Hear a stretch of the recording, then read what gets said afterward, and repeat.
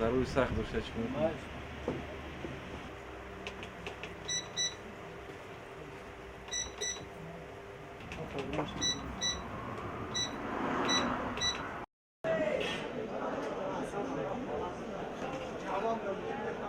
روز امروز از بس که این ماه مبارک رمضان برای همه مردم تاجیکستان در داخل ماه رمضان هستیم و از سببی که بسیار گرمای تابستان بلند هست و مردم خرید همین مثال شمال دهی و سالخین کنی مثال برای استفاده خودشان هر روزه بسیار طلبات بسیار شد برای خریدن و همین خاطر مثال این به خاطری که هم سبک است هم مثال در بازار دسترس شده است هر روز مثال مردم مثال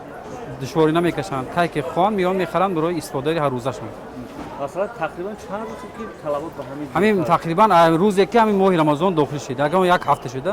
هم یک هفته 10 روز شد که همین طلبات خریدن همین شمال تیاکا و کاندیسیونرها که مثال برای خنک‌کنی استفاده میبرند بسیار شده.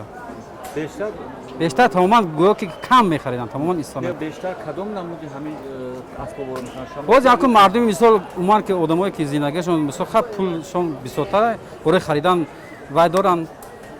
و یا کانسنوی مثال قیمت‌تر میخرن و خنک میکنن 400 500 این چیزایی که آدمایی که مثال هر روزه میخرن یا 60 70 سوم 50 سوم 100 سوم چیزی که این بسیارتر میره به خاطر ارزان‌تر است. امروز برای خریداری ما با بازار سلطان کبیر برای کانسنر خریداری اومدیم از سبب گرم بودن هوا از اون سببی که ما روزادار هستیم عذاب کشیدیم خواستیم که کانسنر برده در خونه هوا بریم راحت بخشه کمتر.